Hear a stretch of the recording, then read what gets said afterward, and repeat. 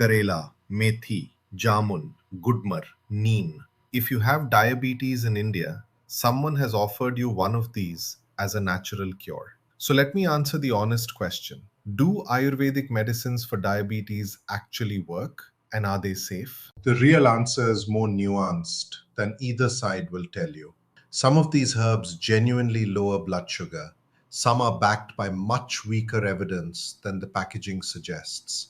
And there are two real safety risks that the sellers almost never mention. Not miracle, not useless. Here's the actual picture so you can decide with your eyes open. First, let's be fair to Ayurveda because there's real substance here.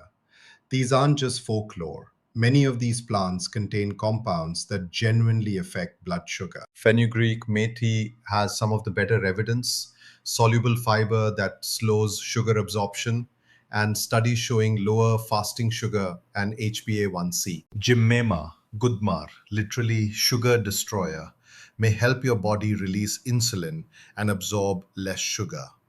Bitter gourd, Karela, has compounds that act a bit like insulin, though the evidence is mixed. Jamun has a long reputation and a low glycemic profile, and turmeric, tulsi, and cinnamon show modest effects in some studies. So, the fair summary: several of these herbs have a real, if modest, effect on blood sugar. That's not nothing. But now, the part the marketing skips. The evidence, while real, is mostly weak by medical standards.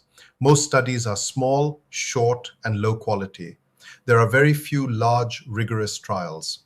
Some evidence it may help is a completely different claim from proven to work, and the packaging blurs those two on purpose. And the effects, where they're real, are modest, supplement sized, not medicine sized. For someone with well controlled early diabetes, a small nudge might matter. But for someone whose sugar is genuinely high, relying on herbs alone is dangerous because it delays proper treatment while the disease keeps doing damage. And now the two risks nobody mentions. This is the important part. Risk one: heavy metal contamination. This is serious and well documented. Some Ayurvedic products, especially the kind that deliberately combine herbs with metals and minerals, contain lead, mercury, and arsenic, sometimes at dangerous levels and usually not listed on the label. Studies have found that a meaningful share of Ayurvedic medicines sold online, by some estimates 1 in 5 or more, contain these metals above safe limits. Health regulators, including the US FDA, have documented real poisoning cases, including in children. This is not theoretical.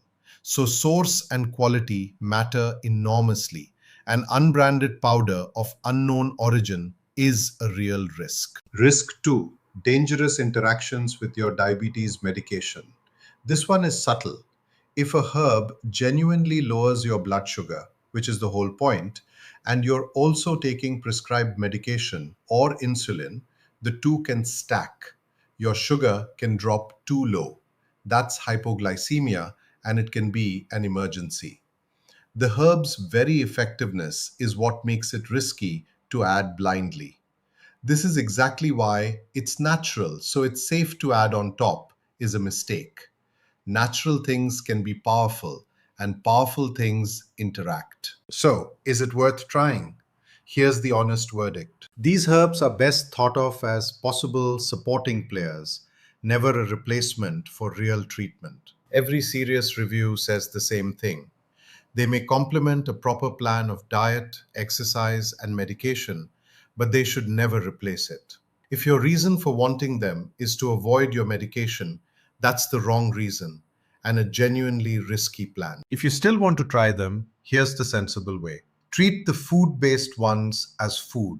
Methi in your cooking, Karela as a vegetable, jamun as fruit, cinnamon in your kitchen. That's low risk, healthy, and if it nudges your sugar down, it's a bonus. If you want a supplement or formulation, tell your doctor first. This is not optional because of the interaction risk. Choose quality, avoid unbranded, unknown origin products, especially online. And keep measuring your blood sugar so you can see if it's actually helping and catch it going too low. So here's the bottom line. Ayurvedic diabetes remedies aren't a scam and they aren't a miracle. Several of these herbs have genuine, modest effects, but the evidence is weaker than the marketing implies. The effects are supplement sized, and there are two real risks: contamination and drug interactions that the sellers won't tell you about. Used as food alongside proper treatment with your doctor's knowledge, some of these herbs can be a reasonable part of managing diabetes. Used as a replacement from unknown sources or added silently on top of your medication, they can do real harm. The tradition has something real in it.